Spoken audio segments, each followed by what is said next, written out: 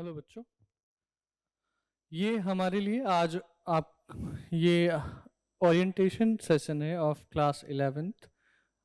यहाँ पे जैसे हम क्लास 11th में हमारे लिए जो मैथ्स का है वो देखेंगे, किस तरीके से हमें पढ़ना है और कैसी चीज़ें मैनेज करनी है, क्या क्या पढ़ने के लिए है हमारे पास और उसे किस इम्पोर्टेंस के साथ पढ़ना है, कितनी इम्पोर्टेंस देनी है, कहाँ कहाँ काम आएगा, किस लेवल पे। लाइक हमारे पास 3 लेवल हैं, जेई मेंस, सीबीएसई और जेई एडवांस।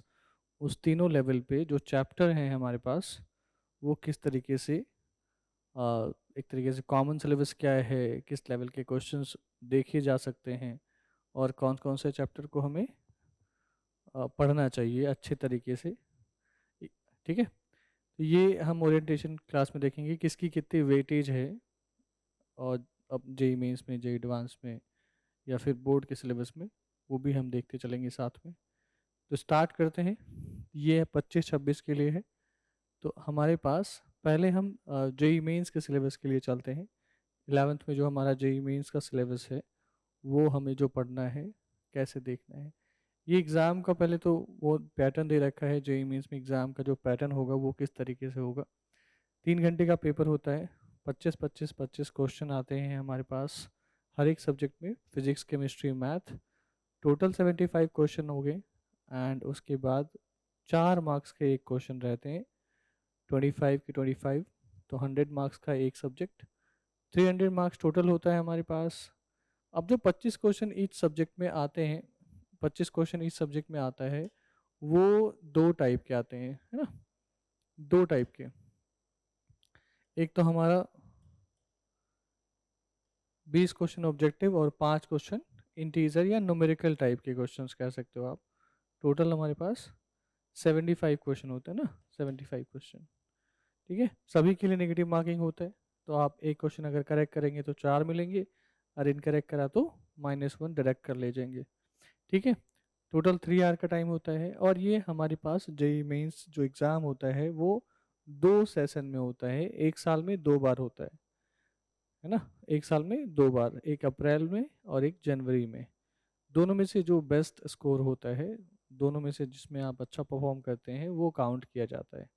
ठीक है, तो जो जेई मेंस एग्ज़ाम का पैटर्न है वो इस तरीके से देखा था हमने। कब कब एग्ज़ाम होता है वो भी देख लिया, और ऑनलाइन मतलब कंप्यूटर बेस्ड एग्जामिनेशन होता है। ठीक है, तो ये हमारे एग्जामिनेशन का था, किस तरीके से होता है। इसके बाद हमारे पास कट ऑफ है। जस्ट जेई मेंस की कट ऑफ को अगर आप पार करेंगे तो आप जेई एडवांस के एग्ज़ाम के लिए क्वालिफाई करेंगे, है ना। जेई एडवांस का एग्ज़ाम अगर आपको अटेम्प्ट करना है, क्वेश्चन पेपर या फिर लाइक आपको टेस्ट देना है, आप एलिजिबल हैं, उसके लिए आपको जेई मेंस में कुछ पर्टिकुलर मार्क्स के ऊपर का लाना होता है। ठीक है, तो यहाँ पे 2025 जो हमारे करंट साल का है उसमें 93.10 परसेंटाइल चाहिए था। ईडब्ल्यूएस के लिए देखिए तो 80.38 percentile, 79.43 percentile OBC non creamy layer, है ना। एससी और एसटी के लिए भी दिया हुआ है। तो इसी तरीके से सारे साल में दिया हुआ है। जो परसेंटाइल आपके पास ये कट ऑफ है एक्चुअली जेई मेंस की क्वालिफाई, जेई मेंस के एग्ज़ाम के लिए क्वालिफाई करने के लिए, वो अराउंड 93 ही रहा है। कभी कभी पेपर डिफ़िकल्ट हुए तो वो जो परसेंटाइल है वो एक तरीके से थोड़ा और कम भी गया है। ठीक है ना, ये हमारे लिए 2 साल से 93 पे चल रहा है ना। ठीक है, इसके बाद हमारे पास कॉलेजेस कौन कौन से हैं। देखो बच्चे, जेई मेंस का एग्ज़ाम अगर क्वालिफाई करेंगे आप, जेई मेंस के एग्ज़ाम में अगर आप अच्छा रैंक लेके आते हैं, रैंक डिपेंड करता है, अगर आप वो रैंक लेके आते हैं तो आपको एनआईटी की कॉलेज में एडमिशन का मौका मिलता है। अब डिपेंड करता है आप किस ब्रांच से, किस कॉलेज से किस ब्रांच को चूज़ कर रहे हो। आईआईटी वाले जो कॉलेज हैं वो केवल आप जेई एडवांस का एग्ज़ाम दे के ही वहाँ पे आप एडमिशन ले सकते हैं। जेई मेंस के एग्ज़ाम से आईआईटी में एडमिशन नहीं होता है। हाँ, जेई मेंस के एग्ज़ाम से आप अ, एक तरीके से देख सकते हैं, क्वालिफाई करेंगे जेई मेंस के एग्ज़ाम में सम पर्टिकुलर नंबर ले आके, तब आप जेई एडवांस के एग्ज़ाम के लिए एलिजिबल होंगे। एलिजिबिलिटी ऑफ जेई एडवांस का एग्ज़ाम, उसके लिए आप जेई मेंस में क्वालिफाई करना पड़ेगा, है ना। जो एडमिशन होंगे वो एनआईटी और ट्रिपल आईटी जो है आपका, वो जेई मेंस के एग्ज़ाम के और उसमें जो भी रैंक आएगा उसके अकॉर्डिंग होगा। आप अच्छा रैंक भी लेके अगर आएंगे जेई मेंस के एग्ज़ाम में, तब भी आपका आईआईटी में एडमिशन नहीं हो सकता। अगर आप जेई मेंस के एग्ज़ाम में अच्छा मार्क्स लेके आ रहे हो और साथ में जे एडवांस में भी अच्छे मार्क्स लेके आ रहे हैं, तो ऑफकोर्स जे एडवांस का काउंट होगा और वहाँ पे आपको जे एडवांस के रैंक के अकॉर्डिंग मिलेगा जो भी आईआईटी के कॉलेज हैं। जेई मेंस के में अच्छा रैंक लाने के बाद जे एडवांस में भी आपको अच्छा रैंक लेके आना पड़ेगा, या फिर जेई मेंस में केवल क्वालिफाई हो गए और जे एडवांस में आप अच्छा रैंक लेके आ गए तो आपको आईआईटी का कॉलेज मिलेगा। जे एडवांस से ही आईआईटी का मिलेगा। कुल मिला के कहानी ये है, ठीक है। जेई मेन से एनआईटी और ट्रिपल आईटी के कॉलेजेस मिलेंगे आपको। नंबर ऑफ स्टूडेंट कितना अपीयर करते हैं इसके अकॉर्डिंग देखिए, 2023, 24 और 25 की कहानी है। जो आपके पास नंबर ऑफ स्टूडेंट जो अपीयर कर रहे हैं वो हमेशा से लगभग 11 लाख 12 लाख ऐसे रहते हैं। इस साल थोड़ा कम है, इस साल थोड़ा कम है पिछले साल के कंपैरिजन में। और जो क्वालिफिकेशन जे एडवांस के लिए जो क्वालिफाई करते हैं ना, क्वालिफाइड फॉर जे एडवांस, वो यहाँ पे हमारे पास हर जगह पे 2.5 लाख के आसपास है। राउंड फिगर है 2.5 लाख, ये है ना। हो सकता है 2.51 भी हो जाए, हो सकता है 2.49 भी रह जाए, बट थोड़ा एक्स्ट्रा ही लेके चलते हैं वो 2.51 या फिर 2.50। इसके बाद यहाँ पे जे एडवांस के पेपर का दिया रखा है कितने स्टूडेंट अपीयर होंगे। ऑफ कोर्स जेई मेंस के एग्जाम से ही पता चलेगा कितने स्टूडेंट अपीयर होंगे। तो राउंड ऑफ 250 मतलब 2,50,000 बच्चे अपीयर करते हैं। उसमें से यहाँ पे भी जो रजिस्ट्रेशन है, एलिजिबिलिटी 2-2.5 लाख की होती है। जो एलिजिबल हैं और जो रजिस्टर करते हैं, फॉर्म भरते हैं, उनमें अभी 2025 का तो अभी फॉर्म नहीं भरा है, उसका डेटा नहीं है। 2024 में 2.5 लाख ने क्वालिफाई किया था, भरा था 1,86,000 ने। यहाँ पे भी सिमिलर सिचुएशन लगभग लगभग 1,90,000 के आसपास लोगों ने भरा, क्वालिफाई 2.5 लाख के आसपास करे थे बच्चे। और उसमें से अपीयर जो हो रहे हैं वो भी लिखा हुआ है। तो कुल मिला के 1,80,000 लोग अपीयर कर रहे हैं, एग्ज़ाम दे रहे हैं एक्चुअल में 2023 और 2024 के अकॉर्डिंग देखा जाए तो। इसमें भी क्वालिफाई जे एडवांस में क्वालिफाई का क्या सीन है। जे एडवांस में क्वालिफाई करने के लिए आपको हर एक सब्जेक्ट में कम से कम कुछ मार्क्स लेके आने होते हैं। जेई मेंस में क्वालिफाई करने के लिए आपको सब्जेक्ट वाइज कट ऑफ नहीं देखना होता है, ओवरऑल टोटल में कट ऑफ मिलता है। जैसे आपने देखा कि जेई मेंस में अगर हम क्वालिफाई कर रहे हैं, जे एडवांस के एग्ज़ाम के लिए एलिजिबल है, इट मीन्स कि 93 परसेंटाइल हमारे पास मार्क्स होने चाहिए। 93 परसेंटाइल है ना, ये टोटल का देखा जा रहा है, ना कि फिजिक्स केमिस्ट्री और मैथ्स के अलग अलग। अगर आपने मैथ्स में एक भी क्वेश्चन नहीं करे और फिजिक्स और केमिस्ट्री मिला के आपके 93 परसेंटाइल से ऊपर हैं, तो आप क्वालिफाई कर जाएंगे। आपका जेई मेंस में रैंक भी आ जाएगा, पब्लिश भी हो जाएगा, और कुछ अच्छा रैंक रहा तो आपको एडमिशन भी दिया जा सकता है, मिल सकता है। लेकिन जे एडवांस में क्या होगा, जे एडवांस में आपको सब्जेक्ट वाइज कट ऑफ भी क्रॉस करने हैं। सब्जेक्ट वाइज कट ऑफ अगर क्रॉस नहीं करेंगे तो आप क्वालिफाई नहीं हो सकते। मान लेते हैं कि हमारे पास मैथ्स के लिए कट ऑफ 5 नंबर है। ऑफ कोर्स ऐसा ही रहता है लगभग लगभग हर एक साल, दो मतलब अराउंड 1 डिजिट में ही कट ऑफ रहता है हर एक सब्जेक्ट का जे एडवांस में क्वालिफाई करने के लिए। हो सकता है 10 भी हो जाए, हो सकता है कभी कभी 12 भी हो जाए, बट मैक्सिमम टाइम 1 डिजिट का ही रहता है, ठीक है। तो 5 नंबर अगर जे एडवांस में मैथ्स में आपको स्कोर करने हैं क्वालिफाई होने के लिए, और अगर आपने नहीं करा, मैथ्स में 5 नंबर नहीं आए, आपके 2 नंबर आए, जस्ट सपोज दैट, और फिजिक्स केमिस्ट्री में आपके मान लेते हैं कि 150 नंबर आए, तो आपकी रैंक पब्लिश नहीं होगी, आपको डिसक्वालीफाई कर दिया जाएगा, आप क्वालिफाई वहाँ पे नहीं हो जे एडवांस के लिए। तो वही कह रहा हूँ कि क्वालिफाई में भी देखना पड़ेगा कि जो बच्चे तीनों सब्जेक्ट में, तीनों फिजिक्स केमिस्ट्री मैथ तीनों में अपने कट ऑफ को पार कर पाते हैं, वैसे बच्चे हमारे यहाँ पे अराउंड 44,000 2023 में, और 2024 में 48,000। बिकॉज ऑफ कोर्स यहाँ देख लेते हैं 2024 का पेपर थोड़ा इजी था, उसमें से सीट जो मिली है आईआईटी में लोगों को, जिन्होंने सीट प्रेफर करा आईआईटी में, वो इतने हैं लगभग 17,500। और अभी ये सीट आईआईटी में अलॉटेड है, ठीक है, अलॉटेड सीट, इतनी अलॉटेड सीट है, सॉरी मैं गलत बोल गया, ये सीट अलॉटेड इतने ही हैं, बच्चे यहाँ पे अपना एडमिशन लेंगे, जितनी सीट खाली रहेगी उतने बच्चे ऑफ कोर्स एडमिशन नहीं लिए। तो ये अलॉटेड सीट है, 2024 में बढ़ गई थी, 2025 में भी और ज़्यादा बढ़ जाए, हो सकता है 170695 से ज़्यादा हो जाए। ठीक है, इनका रैंक आया, क्वालिफाइड हुए तो मतलब इनका रैंक आता है, जो क्वालिफाई हुए हैं उनका रैंक आएगा ऑफ कोर्स। उसमें से इतनी सीट है हमारे पास, इससे ज़्यादा सीट नहीं है। दूसरी बात, ये सीट हमारी नई आईआईटी और पुराने आईआईटी को मिला के है। तो अगर देखा जाए तो हमारे लिए, अगर जो पुराने आईआईटी हैं वहाँ पे 7-8 हज़ार तक ही के रैंक के बच्चे वहाँ पे एडमिशन लेते हैं। और ये एडमिशन लेना और रैंक जो है वो कॉलेज के ब्रांच पे भी डिपेंड करता है।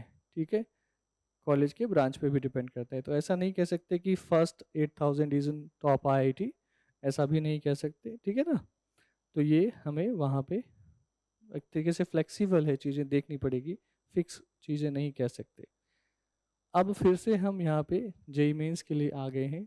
जेई मेंस में परसेंटाइल वाली चीज़ें क्या है, जो आप जेई मेंस का एग्ज़ाम देते हैं 93 परसेंटाइल आपको क्वालिफाई करने के लिए लाना है, जो जेई एडवांस में एलिजिबल हो जाए एग्ज़ाम देने के लिए। अच्छे रैंक के लिए चाहिए तो भाई 99.97 परसेंटाइल, ऑफ कोर्स आगे भी डिजिट है, ये मिलेगा। इससे पहले इस पे मिलेगा आपको 558 रैंक, ये 2024 का है। 2025 का भी ऐसा ही सिमिलर डेटा है। मार्क्स कितने लाने पड़ेंगे, 285 to 300, ये रेंज है, बिकॉज हर एक पेपर में डिफरेंट डिफरेंट सिचुएशन होता है। ठीक है, यहाँ पे परसेंटाइल का है और यहाँ पे मार्क्स का है। ठीक, यहाँ पे आप परसेंटाइल कम होते जाए, 99.93 परसेंटाइल हो तो 1134 रैंक है। फिर आगे और बढ़ते जाएंगे तो आप जैसे 98 परसेंटाइल पे आप देख रहे हो 31,000 है ना। मार्क्स वाइज इस परसेंटाइल वाइज है, ये मार्क्स वाइज है। मार्क्स का तो हमें पता नहीं चल पाता एग्जैक्टली, बट परसेंटाइल का हमें ऑफ कोर्स मिलता है, हमें कितने परसेंटाइल स्कोर करें। तो ये परसेंटाइल के अकॉर्डिंग, परसेंटाइल को थोड़ा सा एक एस्टिमेट करके ये बनाया गया है कि 285 to 300 होगा तो रैंक आपकी 2 डिजिट में आ सकते हैं। एंड अकॉर्डिंगली ये इस तरीके से गया हुआ है। वहाँ 120 से 150 लेके आएंगे तो आपका रैंक 15,000 to 35,000 होगा। ये जस्ट क्या कहते हैं, एक तरीके से गैस करके बनाया हुआ है, एग्जैक्ट हम नहीं कह सकते, बिकॉज जेई मेंस का जो पेपर होता है वो 2 सेशन में होता है, और एक सेशन में भी आपके 10 के आसपास शिफ्ट होते हैं, और उस शिफ्ट में एक तरीके से नॉर्मलाइजेशन लगाया जाता है, तब जाके पता चलता है किस पेपर का डिफ़िकल्ट, किस पेपर का आसान था। तो रैंक और नंबर का एग्जैक्ट आइडिया लगाना थोड़ा मुश्किल है, बट परसेंटाइल के अकॉर्डिंग देखा जाए तो वो हमारे लिए पब्लिश भी होता है और हमें देखने को मिलता है, और ये हमारा डेटा रहता है। ठीक है, अब इसके बाद एनालिसिस, ये हमारे पास जेईई मेंस 2025 का एनालिसिस है सेशन 1 का, कि कैसे टाइप्स के, किस टाइप्स के क्वेश्चन आते हैं। तो किस टाइप्स के क्वेश्चन आते हैं ये हमने देखा, 5 analytical, application 16, knowledge based 4, total 25 हो गए। और जहाँ पे ब्लैंक है, जैसे यहाँ पे ब्लैंक है, तो यहाँ पे जो पार्ट आया है हो सकता है वो एनालिटिकल 11th वाले से नहीं आया हो, है ना। या तो टोटल की बात कर रहे हैं, वैसे यहाँ पे 25 क्वेश्चन एप्लीकेशन बेस्ड ही आ गया, आगे कहीं कहीं पे एनालिटिकल ज़्यादा आ गए हैं, 6 आ गए हैं, मेमोरी बेस्ड या फिर नॉलेज बेस्ड हमारे पास 5 आए, एप्लीकेशन 14 है। तो इस वेरिएशन की वजह से थोड़ी बहुत हमें एक तरीके से क्वेश्चन में या डिफ़िकल्टी लेवल ऑफ पेपर में देखने को मिलेगा कि अलग अलग है। एनालिटिकल, एप्लीकेशन और नॉलेज कुछ फिक्स नहीं है कितना पार्ट किधर से आएगा, बट मेजोरिटी ऑफ एप्लीकेशन से आ रहे हैं ना। इसके बाद ये चैप्टर वाइज 11th के जो चैप्टर हैं आपके पास, 11th के चैप्टर, 12th की बात नहीं कर रहे हम, 11th की क्लास का डिस्कस कर रहे हैं, इसलिए 11th में जो हमारे पास चैप्टर है उसका देखा जाए तो बेसिक प्रोबेबिलिटी जो स्टार्ट है हमारा पहला, ये सही नहीं लिखा हुआ है, बेसिक प्रोबेबिलिटी में 2 क्वेश्चन है ना, 2 क्वेश्चन दिखे हैं 11th। टोटल जेईई मेंस की सेशन की बात कर रहे हैं, ठीक है ना, जेईई मेंस का 2025 वाला सेशन, उसमें 250 क्वेश्चन है टोटल। 250 क्वेश्चन में से 119 जो है वो 11th का पार्ट है, 119 क्वेश्चन जो है 11th से आए हुए हैं, प्योरली 11th से आए ऑफ कोर्स। एंड जो 250 क्वेश्चन है वो टोटल है ना। तो बेसिक प्रोबेबिलिटी जो चैप्टर है आपका 11th में, जो प्रोबेबिलिटी के चैप्टर से 2 क्वेश्चन मिले हैं, इंट्रोडक्शन टू 3D ज्योमेट्री से 2 क्वेश्चन मिले हैं, लॉगरिथम एंड एक्सपोनेंशियल फंक्शन से 2 क्वेश्चन मिले हैं, सेट से 2 क्वेश्चन मिले हैं, ट्रिग्नोमेट्रिक फंक्शन से 3 क्वेश्चन मिले हैं, hyperbola, statistics, circle, straight line, ellipse, है ना। ये 11th की जो चैप्टर है 11th में जो आप चैप्टर पढ़ते हैं, टॉपिक पढ़ते हैं, उससे रिलेटेड जो क्वेश्चन आया हुआ है जेईई मेंस के 2025 वाले सेशन में, उसकी काउंट इस तरीके से है।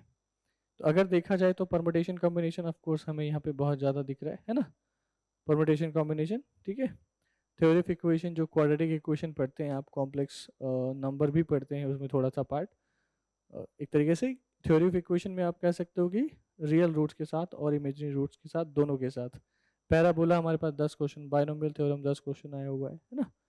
तो इस तरीके से आप देखोगे तो आपको 119 क्वेश्चन 11th के मिलेंगे, और ये सभी के सभी 11th के इम्पॉर्टेंट हैं। अच्छा, ये जो एनालिसिस दिखाया गया है सेम 2025 के सेशन 1 का दिखाया गया है, और यहाँ पे चैप्टर वाइज भी आपके सारे चैप्टर 11th के चैप्टर हैं एग्जैक्टली, और कुछ भी नहीं।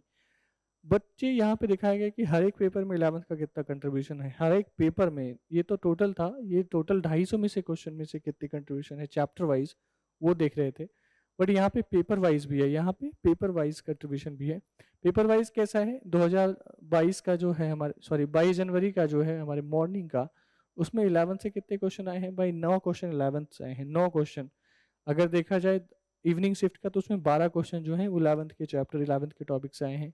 इधर भी देखा जाए तो 11 क्वेश्चन आए हैं, इधर कुछ ज़्यादा ही आ गया, 15 क्वेश्चन दिख रहा है भाई, 25 में से 15 क्वेश्चन दिख रहे हैं 11th में से। यहाँ पे 11 क्वेश्चन दिख रहे हैं। ऑफ कोर्स 25 में से हाफ हाफ करेंगे, अगर हाफ हाफ करेंगे तो 12-13 का डिस्ट्रीब्यूशन बैठ सकता है। तो यहाँ पे 11 क्वेश्चन आए हैं, है ना। इधर हमारे पास 10 क्वेश्चन आए हैं 24 जनवरी इवनिंग शिफ्ट में। फिर यहाँ पे 13 क्वेश्चन दिख रहे हैं, इधर 12 क्वेश्चन दिख रहे हैं। तो लगभग लगभग हर जगह पे हमें 11 से 15, मतलब अराउंड 11, मेजोरिटी ऑफ जगह तो हमें 11-12 ही दिख रहा है। तो इतने क्वेश्चन जो हैं वो 11th के पार्ट से आएंगे ही आएंगे, जो 11th का पार्ट है हमारे पढ़ने के लिए। और ऑफ कोर्स ये डायरेक्ट क्वेश्चंस 11th के लिए सही हैं। कुछ कुछ जगह पे 12th में आप जो भी चीज़ें पढ़ते हैं वहाँ पे 11th की बेसिक्स, 11th में जो आपने बेसिक्स पढ़ रखा है वो भी अप्लाई करना पड़ता है। तो इनडायरेक्टली भी रिलेटेड होते हैं बहुत सारे क्वेश्चन, बहुत सारे डायरेक्टली भी होते हैं। यहाँ जो दिया है, दिखाया गया है, वो डायरेक्टली रिलेटेड है ना, डायरेक्टली रिलेटेड है। तो कुल मिला के हमें 50% ऑफ द क्वेश्चन हर एक पेपर में दिख ही जाता है जो हमारे क्लास 11th का है, ठीक है। तो क्लास 11th में हमें ये ध्यान रखना है। JEE mains test analysis last 10 year paper analysis, 10 साल के पेपर का अगर देखा जाए तो 11th और 12th का कुल मिला के 50% ही है।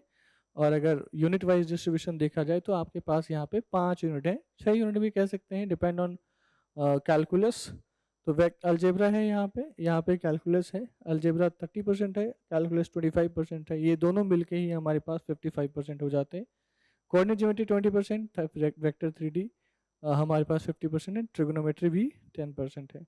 ये ओवरऑल सिलेबस का है, ओवरऑल सिलेबस जो भी आपके 11th और 12th का मिला के है उसका है, ठीक है। डिफ़िकल्टी वाइज देखा जाए तो डिफ़िकल्टी वाइज अगर देखें तो क्लास 11th में जो हमारे पास हमने देखा हर एक पेपर में कितने कितने क्वेश्चन आए थे, या फिर टोटल हमारे पास 117 क्वेश्चन थे, सॉरी 19, उसमें से 29 ईजी हैं। जो टॉपिक आप पढ़ेंगे उसमें से 29 क्या है, ईजी। मॉडरेट कितने हैं, मॉडरेट 55 जो है मॉडरेट हैं, और हार्ड जो काफ़ी डिफिकल्ट है वो 35 है। इसी तरीके से 12th में भी डिस्ट्रीब्यूशन है। तो लगभग लगभग आपको मॉडरेट ही देखने को मिलेंगे और हार्ड। तो हमें इजी पे फोकस नहीं करना, इजी पे हमें फोकस नहीं करना था। ऑफकोर्स इजी क्वेश्चन आए हुए हैं, मॉडरेट और हार्ड इन दोनों को ही हमें फोकस करके पढ़ना है, ठीक है। Difficulty wise comparison among subjects, subject का भी देख लेते हैं, थोड़ा सा आइडिया मिल जाएगा। सब्जेक्ट का देखा जाए तो केमिस्ट्री में जो है वो अगर हार्ड पार्ट देखा जाए तो वो अराउंड 6% है। मैथ की में देखा जाए हार्ड तो अराउंड 35% है, और इधर 10% है। तो मैथ्स में ही हार्ड पार्ट जो है वो यहाँ पे भी बहुत ज़्यादा है। मॉडरेट और हार्ड मिलाया जाए तो लगभग लगभग बराबर आ रहा है तीनों सब्जेक्ट में, बट हार्ड जो difficult number of difficult questions हैं, नंबर ऑफ हार्ड क्वेश्चंस है वो मैथ्स में ज़्यादा है, ठीक है। और इजी क्वेश्चन की बात करी जाए, है ना, इजी क्वेश्चन की बात करी जाए तो लगभग लगभग बराबर है। तो ये 250 क्वेश्चन का एनालिसिस दिया गया है, 250 क्वेश्चन का एनालिसिस दिया गया है ना। तो पेपर वाइज डिफिकल्टी इसलिए डिफरेंट डिफरेंट हो जाती है, ठीक है। अब क्या है, ये हमारे पास मैथमेटिक्स का सिलेबस है जो हमें जेईई मेंस में चैप्टर में पढ़ना है। यूनिट 1 हमें सेट, रिलेशन एंड फंक्शन दिया हुआ है। सेट, रिलेशन, फंक्शन दिया हुआ है। ऑफ कोर्स रिलेशन और फंक्शन का बहुत सारा पार्ट, बहुत सारा पार्ट क्लास 12th में है, तो यहाँ पे कुछ कुछ चीज़ें ही हमें पढ़नी है। रिलेशन और फंक्शन में भी सारी चीज़ें भी नहीं पढ़नी। तो ये जो सेट ऑफ रिलेशन और फंक्शन है, इसमें से आई थिंक मेजर पार्ट है ना, लगभग लगभग अराउंड 60% कह सकते हैं पार्ट जो है रिलेशन फंक्शन का। फंक्शन का तो लगभग बहुत ज़्यादा 12th में पढ़ना है, 12th में है ना। कॉम्प्लेक्स नंबर और क्वाड्रेटिक ये तो हमारा प्योरली ऑफ कोर्स 11th का है, ये 11th में ही पढ़ना है आपको। और इसके मैट्रिक्स डिटर्मिनेंट जो है हमारा तीसरा यूनिट, वो 12th का पार्ट है, वो पूरा का पूरा 12th का पार्ट है। कुछ कुछ जगहों पे हमें 11th में यूज़ करना पड़ता है, वो भी एक दो जगह पे है, ज़्यादा नहीं है, तो वो भी इजी कॉन्सेप्ट। तो मैट्रिक्स डिटर्मिनेंट 12th के हैं। Permutation combination of course purely हमारे 11th का है, और इससे क्वेश्चन बहुत सारे आते हैं। Binomial theorem and its application ये भी हमारे 11th का है। सीक्वेंस एंड सीरीज ये भी 11th का है। लिमिट कंटिन्यूटी एंड डिफरेंशियबिलिटी में हम लिमिट जो पढ़ते हैं, लिमिट वो एक्चुअली 11th में पढ़ते हैं, और थोड़ा सा डिफरेंशिएशन। तो लिमिट मेजर पूरा का पूरा लिमिट हमें 11th में ही पढ़ना होता है। Continuity and differentiability in general देखा जाए तो आप 12th में पढ़ते हैं। Integral calculus of course 12th में पढ़ते हैं। लिमिट कंटिन्यूटी डिफरेंशियबिलिटी को हम एओडी को मिला दिया जाए तो ऑफ कोर्स डिफरेंशियल कैलकुलस भी कह सकते हैं, इंटीग्रल कैलकुलस आप 12th में पढ़ते हैं। डिफरेंशियल इक्वेशन 12th में पढ़ते हैं। कोऑर्डिनेट ज्योमेट्री में आप जितनी भी चीज़ें पढ़ते हैं कोऑर्डिनेट ज्योमेट्री में, वो सारा का सारा 11th में पढ़ते हैं, है ना। 3 dimensional geometry, introduction to 3 dimensional geometry भी है जो 11th में है, बट वो थोड़ी बहुत चीज़ें हमें बताता है। Major part of 3D geometry वो हमारे 12th का है। वेक्टर अलजेब्रा भी 12th का ही है। Statistics and probability, of course statistics हमारे 11th का है। प्रोबेबिलिटी की कुछ बेसिक डेफिनेशंस वगैरह हमारे पास 11th में है, और मेजर पार्ट जो है प्रोबेबिलिटी का वो 12th में ही है। ट्रिग्नोमेट्री में हमें चीज़ें पढ़नी पड़ती है, ट्रिग्नोमेट्रिक आइडेंटिटीज, ट्रिग्नोमेट्रिक एक तरीके से इक्वेशन भी पढ़ना पड़ता है, बट सिलेबस में एक्सप्लिसिटली मेंशन नहीं है वो, लेकिन हमें पढ़ना पड़ता है। और इन्वर्स ट्रिग्नोमेट्रिक फंक्शन, हम 12th में पढ़ते हैं। और normally trigonometric identities and trigonometric function equation ये हमें 11th में पढ़ना होता है। मेजॉरिटी ट्रिग्नोमेट्री मतलब हमारा 11th का ही पार्ट है। इन्वर्स ट्रिग्नोमेट्रिक फंक्शन 12th का पार्ट है। तो ये पूरा का पूरा सिलेबस था, मैंने बता दिया आपको 11th और 12th में क्या क्या पढ़ना है आपको।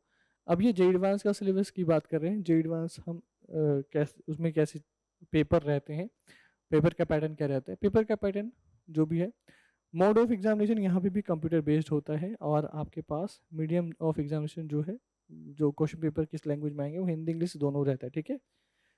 2 पेपर होते हैं, मॉर्निंग में और इवनिंग में, 2 घंटे के गैप में 2 पेपर में टोटल मार्क्स जो भी आते हैं उसके अकॉर्डिंग हम काउंट करते हैं। क्वालिफाई करना है, क्वालिफाई करने के लिए ईच सब्जेक्ट में कितने मार्क्स आएंगे और रैंक किस तरीके से आएगा। टोटल ड्यूरेशन 3-3 घंटे का दिया जाता है, ऑफ कोर्स, है ना, 3 घंटे का। और इन्होंने 4 hours फॉर PWD कैंडिडेट लिख रखा है। Number of section, paper 1 paper 2, अच्छा पेपर 1 और पेपर 2 2 पेपर होते हैं, फिजिक्स केमिस्ट्री मैथ तीनों बराबर बराबर दोनों ही पेपर में रहते हैं। और नंबर ऑफ क्वेश्चंस कितने रहते हैं ये कुछ नहीं कहा जा सकता, ना ही मार्किंग स्कीम कहा के लिए कुछ कहा जा सकता है, ना ही कैसे क्वेश्चंस, पैटर्न, क्वेश्चन पेपर का पैटर्न क्या रहेगा, pattern in the sense number of question क्या रहेंगे, मार्किंग स्कीम क्या रहेगा, नेगेटिव मार्किंग किस तरीके से रहेगा, किस टाइप के क्वेश्चन आएंगे, ये सब कुछ भी फिक्स नहीं है। ये उस टाइम ही पता चलता है जब हम पेपर को ओपन करते हैं, ठीक है ना। जे एडवांस की ये खास बात है ना। और टोटल मार्क्स भी हमें नहीं पता है, ये हर बार चेंज होता रहता है। और अगर देखा जाए तो इसमें जो पास्ट ईयर में कुछ जो क्वेश्चंस आए हैं, किस टाइप के क्वेश्चन आए हैं वो हम देख लेते हैं। ये हमारा टाइप्स ऑफ क्वेश्चन है, जैसे सिंगल करेक्ट क्वेश्चन है, सिंगल करेक्ट ऑप्शन है ना, सिंगल करेक्ट ऑप्शन, उसमें 3 मार्क्स का रहता है और नेगेटिव मार्किंग होती है ना। 1 और मोर ऑप्शन करेक्ट, इस टाइप के क्वेश्चन, मल्टीपल करेक्ट ऑप्शन वाले जो क्वेश्चन है उसमें 4 मार्क्स देते हैं आपको। और पार्शियल मार्किंग होती है। पार्शियल मार्किंग मतलब अभी जो लास्ट ईयर होता 4 मार्क्स वाले, कभी कभी ये ऐसा भी करते थे कि 5 मार्क्स देते थे मल्टीपल करेक्ट ऑप्शन वाले में, और 2 मार्क्स नेगेटिव काट लेते थे गलत होने पे। यहाँ पे 4 मार्क्स आपके सही मिलेंगे। अब जो थोड़ा लेटली आया है पैटर्न उसकी बात कर रहे हैं, 1 और मोर करेक्ट ऑप्शन, ये पार्शियल मार्किंग सिस्टम अभी है यहाँ पे। 4 में से आपको अगर आपने सही एक किया है तो उसके अकॉर्डिंग पार्शियल मार्किंग भी होगी। न्यूमेरिकल वैल्यू आंसर +4 है ना। अगर आपके पास अच्छा यहाँ पे नेगेटिव मार्किंग -2 भी है, -2 ही है, -1 नहीं है मल्टीपल करेक्ट ऑप्शन में। न्यूमेरिकल वाले में नेगेटिव मार्किंग है ही नहीं, हो भी सकता है, डिपेंड करता है चीज़ों पे। सिंगल डिजिट न्यूमेरिकल आंसर में डेसिमल में भी आंसर आ सकता है, प्लस माइनस में भी आ सकता है, बट सिंगल डिजिट में 0 से लेके 9 तक का ही आंसर आएगा, 3 नंबर का होगा, ये नेगेटिव मार्किंग होता है। अच्छा, जो क्वेश्चन के टाइप बताए जा रहे हैं वो इस टाइप का है, हो सकता है मार्किंग स्कीम अगली बार चेंज कर दें, वो ऐसा भी पॉसिबल है। तो जस्ट ये वाला आपका फर्स्ट कॉलम है, ये इंपॉर्टेंट है देखने के लिए। Single correct option, multiple correct option, numerical value answer, single digit integer answer और लिस्ट मैच सेट। तो इस टाइप के क्वेश्चंस आते हैं। और मार्किंग स्कीम पहले ये है, अभी लास्ट वाले साल में जो पेपर हुआ था, बट हो सकता है इस साल चेंज हो जाए, तो कुछ भी नहीं कहा जा सकता, बस वो टाइप्स ऑफ क्वेश्चन किस तरीके का आता है वो देख सकते हैं आप। नेगेटिव मार्किंग कभी नहीं कुछ बता सकते, है ना।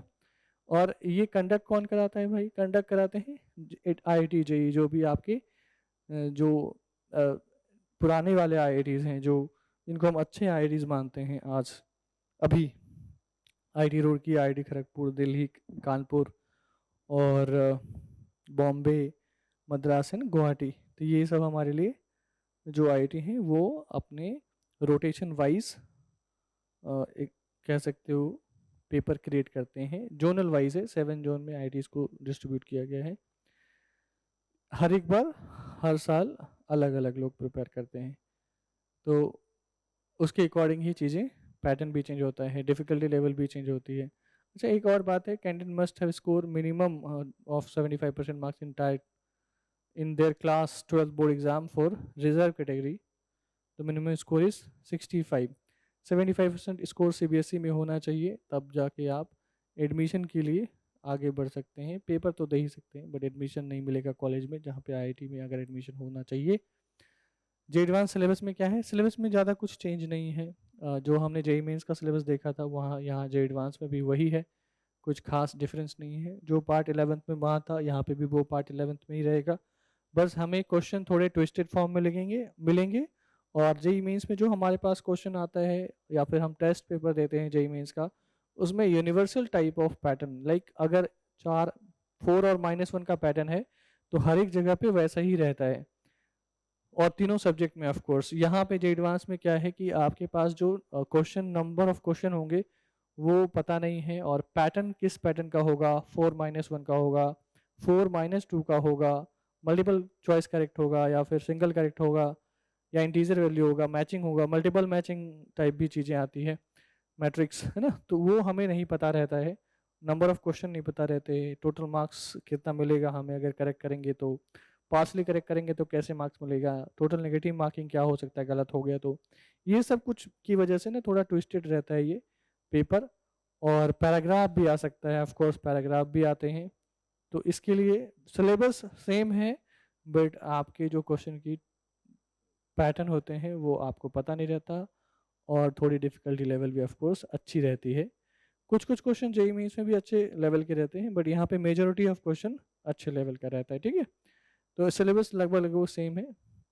कुछ चीज़ें जो JEE मेंस में कुछ चीज़ें मेंशन नहीं की गई है, कुछ चीज़ें जो टॉपिक JEE मेंस में मेंशन नहीं की गई है उससे इनडायरेक्ट क्वेश्चन पूछते हैं, और जो आपके सिलेबस में मेंशन नहीं है उससे भी आप गिवन क्वेश्चन को सॉल्व कर सकते हो, और जो चैप्टर और टॉपिक आपके सिलेबस में मेंशन है उससे भी आप गिवन क्वेश्चन को सॉल्व कर सकते हैं। बट यहाँ पे एक पर्टिकुलर थिंग आता है कि अगर आप गिवन सिलेबस के अप्रोच से क्वेश्चन को सॉल्व करेंगे तो कभी कभी बहुत लेंदी वे में चला जाएगा, इसलिए हमें अदर टॉपिक भी पढ़ने होते हैं जो सिलेबस में नहीं है, बिकॉज उस तरीके से दूसरे जो आउट ऑफ सिलेबस वाला टॉपिक जो है JEE मेंस का, उसके अप्रोच से क्वेश्चन जल्दी सॉल्व हो जाएगा और हमें टाइम का फ़ायदा होगा।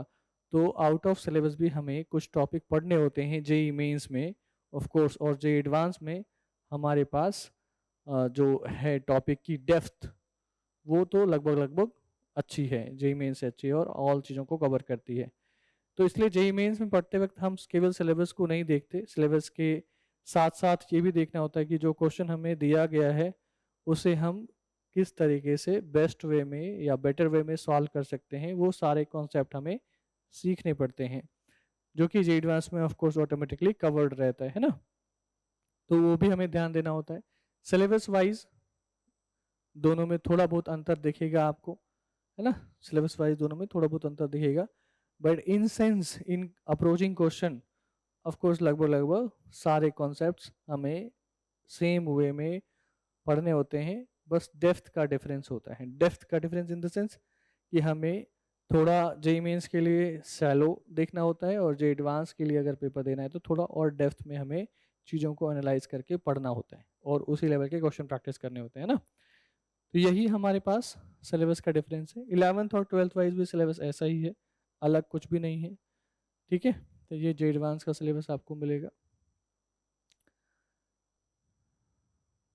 जैसे जेईई एडवांस में और जेईई मेंस में एक मैंने कहा ना कि आउट ऑफ सिलेबस वाले टॉपिक भी हमें देखने होते हैं, जिस लाइक कि इसमें आपके पास ना नॉर्मल जो ट्रिग्नोमेट्रिक इक्वेशन मिलता है, ट्रिग्नोमेट्रिक इक्वेशन सॉल्व करने के लिए उसे हम ग्राफ से भी सॉल्व कर सकते हैं ऑफ कोर्स, एंड दूसरे भी और अल्टरनेटिव अप्रोच हैं, लेकिन अगर कहा जाए तो ट्रिग्नोमेट्रिक इक्वेशन हमारे जेईई मेंस के सिलेबस में मेंशन ही नहीं है, लेकिन हमें जेईई मेंस का ये जो टॉपिक है ट्रिग्नोमेट्रिक इक्वेशन जिससे क्वेश्चन आते हैं वो पढ़ना पड़ता है, वो अलग से पढ़ना पड़ता है हमें, जबकि मेंशन नहीं है। लेकिन जेईई एडवांस में तो मेंशन है, वहाँ भी पढ़ सकते हैं।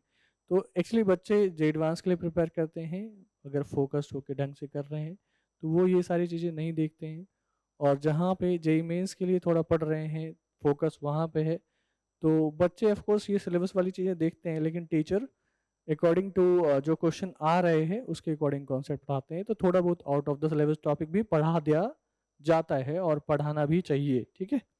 ओके, सिलेबस वाइज ज़्यादा कुछ डिफरेंस नहीं है, सेम ही सिलेबस है, ठीक है।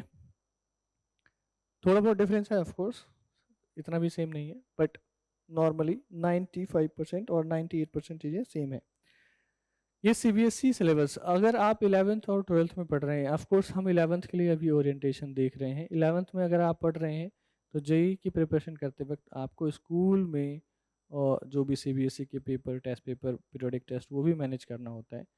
तो सीबीएसई का सिलेबस जो भी है, सिलेबस में हमें फिर से मैं कहूँगा कि सीबीएसई का जो सिलेबस है और जो जेईई मेंस का सिलेबस है ऑफ कोर्स वो सारा का सारा सेम ही है।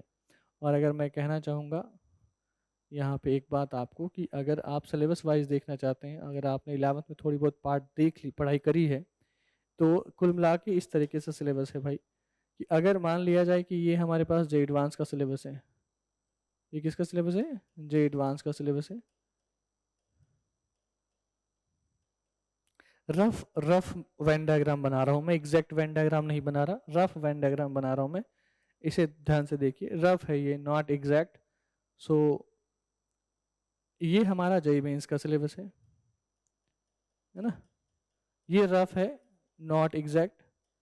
जेईई मेंस का syllabus in the sense, true sense, in approaching questions और जो हम पढ़ते हैं क्लासरूम में, मेंशन सिलेबस से थोड़ा एक्स्ट्रा भी पढ़ते हैं, इस वजह से मैं जो हमें पढ़ना है उसके सेंस में हमने वेन डायग्राम क्रिएट किया है, और ये हमारे लिए जो है वो एक तरीके से सीबीएसई का सिलेबस है। ऑफ कोर्स टॉपिक वाइज लगभग बराबर है, depth wise and number of question approach करना है, number of types of question approach करना है, नंबर ऑफ क्वेश्चन सॉल्व करने हैं, जो डिफिकल्टी लेवल ऑफ क्वेश्चन है उसको सब कुछ कंसिडर करने के बाद जो हमें चाहिए मेहनत या फिर टॉपिक को किस वे में पढ़ना है वो इस तरीके से रहेगा लगभग। जी एडवांस के लिए हमें ओवरऑल काफ़ी अच्छे से पढ़ना पड़ता है, जी मेंस में थोड़ा कम कर देते हैं, थोड़ा ही कम, बहुत ज़्यादा कम नहीं। सीबीएसई में हमें ऑफ कोर्स उससे भी कम। तो अगर हम जेईई मेंस के आसपास घूम रहे हैं, अगर हम जेईई मेंस के इसके आसपास घूम रहे हैं, इसके आसपास ऑफ कोर्स इसके आसपास घूम के ही प्रिपेयर करना चाहिए लगभग लगभग, तो हमारा जेईई मेंस भी सिलेबस कवर हो जाएगा और जेईई एडवांस का जो सिलेबस है वो भी काफ़ी कुछ कवर कर लेंगे हम, और हमारा बोर्ड जो है वो भी चलता रहेगा। अच्छा, जो टॉपिक छूट जाएंगे वहाँ पे, यहाँ पे टॉपिक नहीं छूटेगा, जो मैंने गैप छोड़ा है, जो मैंने ये गैप छोड़ा है ना, ये वाला गैप, ये टॉपिक नहीं छोड़ा गया है, ये कुछ क्वेश्चंस हैं जो कि ट्विस्टेड फॉर्म में रहते हैं वो हमें प्योरली जे एडवांस के लिए ही प्रैक्टिस करनी चाहिए, जे मीन्स के लिए नहीं करनी चाहिए। तो वो टाइम निकाल के अकॉर्डिंगली आप प्रैक्टिस कर सकते हैं, ठीक है ना। तो सीबीएसई का सिलेबस और जे मीन्स का सिलेबस और जे एडवांस का सिलेबस, मेंशन सिलेबस और जो नाम टॉपिक का चैप्टर का लिखा हुआ है लगभग लगभग बराबर है। क्वेश्चन किस सेंस में आता है और क्वेश्चन की डिफिकल्टी लेवल क्या रहती है, कौन कौन से टॉपिक को कैसे कैसे पढ़ना होता है, किस किस टॉपिक को डेप्थ में पढ़ना होता है, वो सारी चीज़ों को कंसिडर करके अगर मैंने बनाया वेन डायग्राम तो वो ऐसा ही वेन डायग्राम दिखेगा। तो अगर आप इस ब्लैक वाले बॉर्डर पे चल रहे हैं तो आपको सीबीएसई की चिंता बिल्कुल भी नहीं करनी पड़ेगी। हाफ ईयरली एग्जाम में आपको ऑफ कोर्स में भी थोड़ी बहुत प्रॉब्लम हो सकती है। फाइनल एग्जाम जो क्लास 11th की होगी स्कूल में, उसमें आपको बिल्कुल भी कोई प्रॉब्लम नहीं होगा अगर आप ब्लैक वाले के थ्रू मूव कर रहे हैं तो। यूनिट टेस्ट में ऑफकोर्स 11th में आपको प्रॉब्लम हो सकती है बिकॉज कोचिंग इंस्टीट्यूट में जो चैप्टर पढ़ा रहे होते हैं उसका सीक्वेंस जे मेंस को फोकस रख के, जे एडवांस को फोकस रख के क्रिएट किया जाता है पैटर्न, वो चैप्टर के पैटर्न। स्कूल में डिफरेंट स्कूल में डिफरेंट पैटर्न फॉलो करते हैं, तो वो मैच करना थोड़ा मुश्किल हो जाता है। तो पीरियोडिक टेस्ट में हो सकता है आपको थोड़ी बहुत दिक्कत फील होगी, थोड़ी बहुत एफर्ट लगाने पड़ेंगे खुद से, हो सकता है मार्क्स कम भी दिखें। बट अगर आप नॉर्मली जे कोचिंग में पढ़ रहे हैं, जे मेंस एडवांस की प्रिपरेशन कर रहे हैं और इस वे में पढ़ते जा रहे हैं, तो आपको हाफ ईयरली में, और हाफ ईयरली में हो सकता है थोड़ी बहुत दिक्कत हो, फाइनल ईयर जो आपके 11th का फाइनल एग्जाम होता है उसमें तो बिल्कुल भी दिक्कत नहीं ही होगी। वहाँ पे आप 80 में से आराम से मतलब आपका हो सकता है एक दो टॉपिक इधर उधर लेट और स्कूल के एग्जाम के अकॉर्डिंग लेट हो रहा हो या फिर पहले हो गया हो, तो 65-70 के अराउंड आप मार्क्स वहाँ पे स्कोर कर सकते हो सीबीएसई वाले एग्जाम में भी, ठीक है ना। Out of 80, of course out of 80 की बात कर रहा हूँ मैं, ठीक है।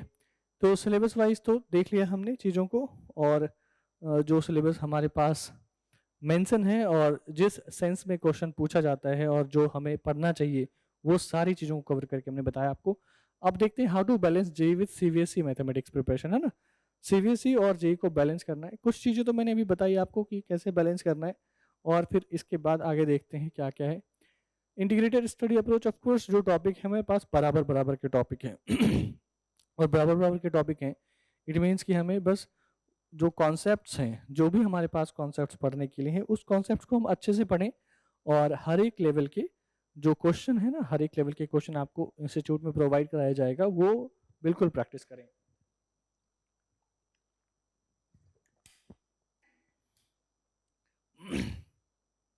हर एक लेवल का जो क्वेश्चन प्रैक्टिस कराया जाएगा, बोर्ड के, जे मीन्स एडवांस के mix and purely J advance के, वो क्वेश्चन आप प्रैक्टिस करें घर पे, और जो भी आपको क्लासरूम में क्वेश्चन कराए जाते हैं उसे भी रिवाइज करते रहिए।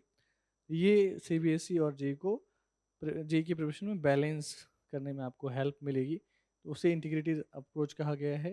Prioritise according to weightage, prioritize करने की बात बस इतनी सी है कि आप वो सारे कॉन्सेप्ट्स, वो सारे चैप्टर्स एक तरीके से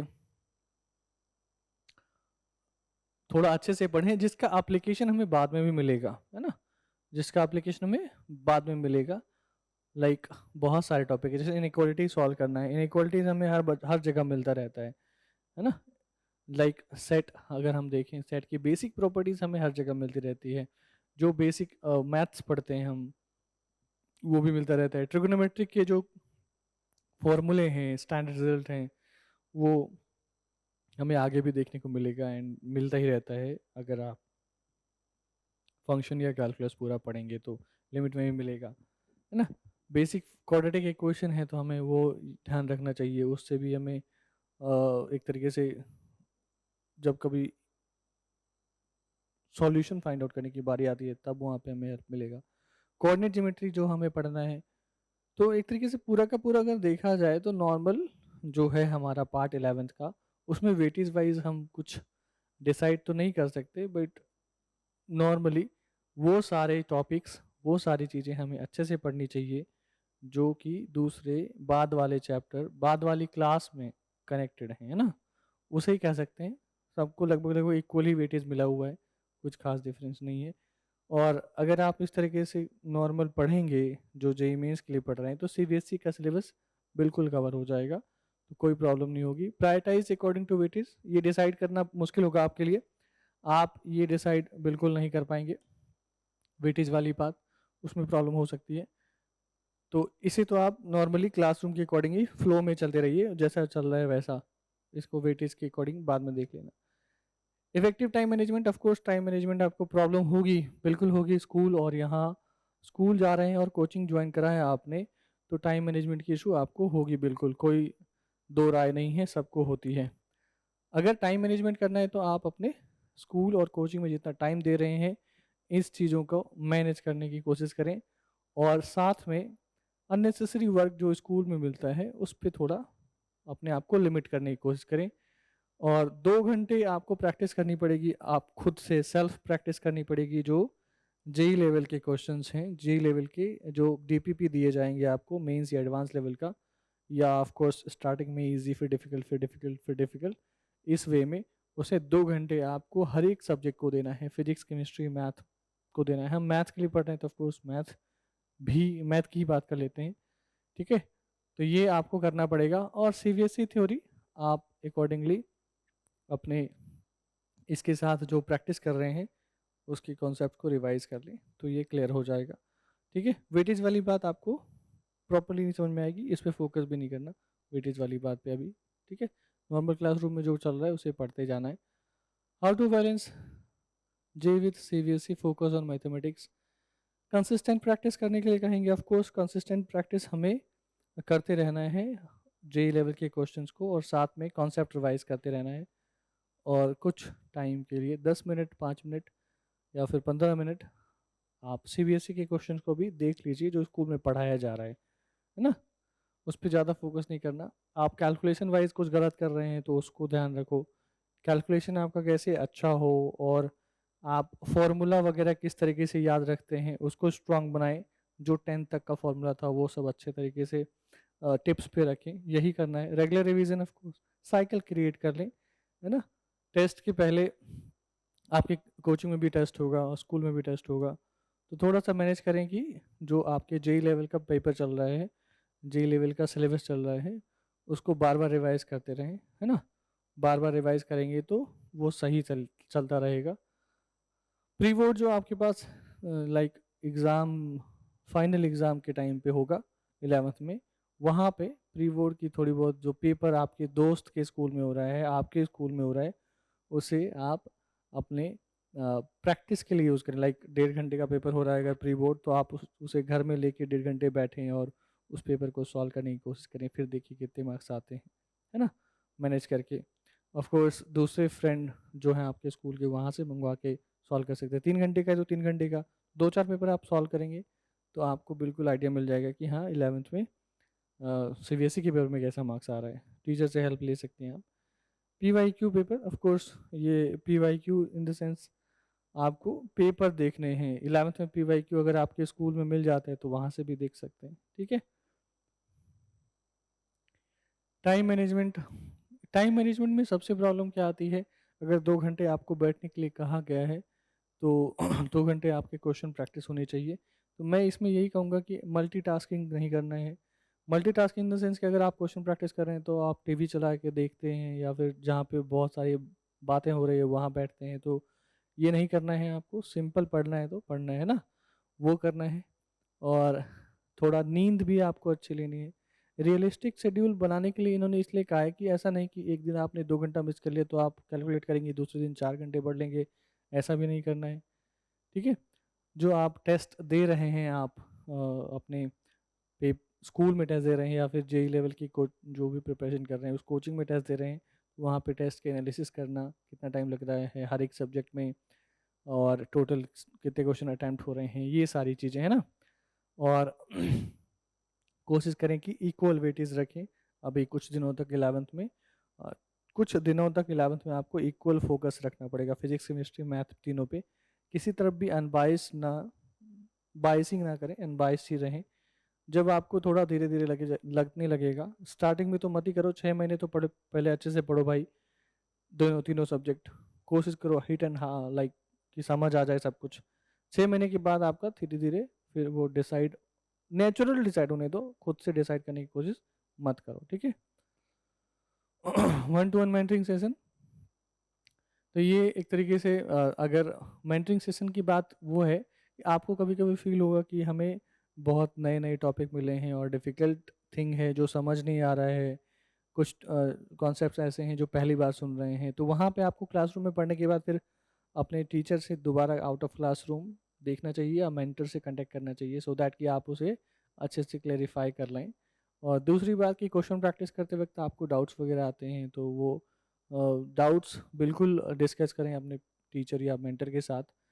क्लासरूम के टाइम में वो डाउट सॉल्व होना उतना मुश्किल हो जाता है, बट उसे बिल्कुल डाउट सॉल्व करते रहें रेगुलरली। मेंटर की हेल्प से रेगुलर प्रैक्टिस करेंगे, रेगुलर डाउट सॉल्व करेंगे तो आपकी चीज़ें इंप्रूव होती ही जाएगी। अगर आप केवल प्रैक्टिस कर रहे हैं, डाउट्स नहीं पूछ रहे हैं, तो हो सकता है थोड़ी दिक्कत हो। तो ये कोऑर्डिनेशन बना के रखना है एक तरीके से, है ना। और मेंटर्स के साथ लगभग लगभग आप एक नॉर्मल इम्प्रूवमेंट के लिए जो जो आपके वीकनेस है वो आप उनको बिल्कुल बता के उनके सजेशंस को अच्छे से एक तरीके से सजेशन को सीरियसली लेके आपको धीरे धीरे आगे बढ़ना चाहिए। मेंटर्स का काम यही है कि एक आपके साथ जो सपोर्ट सिस्टम हो, हेल्प आपको करते रहें, और आपका काम ये है कि हम अपनी हेल्प लेते रहें जहाँ पे हमें ज़रूरत पड़ रही है, जहाँ पे हम कमज़ोर हैं, और खुद को इम्प्रूव करते रहें, ठीक है ना। स्टडी प्लान, टाइम मैनेजमेंट वही चल रहा है। डाउट सॉल्विंग ये तो मैंने बता दिया आपको। टेस्ट असेसमेंट, हाँ टेस्ट असेसमेंट भी आप कर सकते हैं। टेस्ट वगैरह में कितना टाइम लग रहा है, कितने क्वेश्चन कर पा रहे हैं, टाइप्स ऑफ क्वेश्चन डिफ़िकल्ट हो जा रहा है तो आपको कैसा फील हो रहा है, कैसा टाइम मैनेज हो रहा है, ये सारी चीज़ें वो भी आप मेंटर से डिस्कस करेंगे और खुद भी आपको मिलेगा। Paternal support and involvement, engaging parents in education, just आप नॉर्मल है, एक तरीके से ये कहा जा रहा है कि आप पेरेंट्स से सारी जो नेसेसरी थिंग है वो डिस्कस भी करें, जो उनके साथ बातचीत भी करते रहें, केवल मतलब इन्वॉल्व रहें अपने फैमिली में भी, है ना, और कम्युनिकेट करते रहें। पेरेंट्स के साथ टीचर की भी कम्युनिकेशन, ऑफ कोर्स उसे पीटीएम कहते हैं, तो वो भी इम्पॉर्टेंट है। पेरेंट्स के साथ डिस्कस भी करें जो वीकनेस है, अगर कुछ इशू आ रही है कोचिंग में तो वो भी आप बिल्कुल फ्रैंक होकर डिस्कस करें अपने पेरेंट्स से, ठीक है। क्या दिक्कत आ रही है, क्यों कम नंबर आ रहे हैं, तो केवल पेरेंट्स के साथ कम्युनिकेशन आपकी नॉर्मल नेसेसरी थिंग पे होती रहनी चाहिए, है ना, ठीक है। तो ये था हमारा नॉर्मल ओरिएंटेशन, ठीक। Thank you.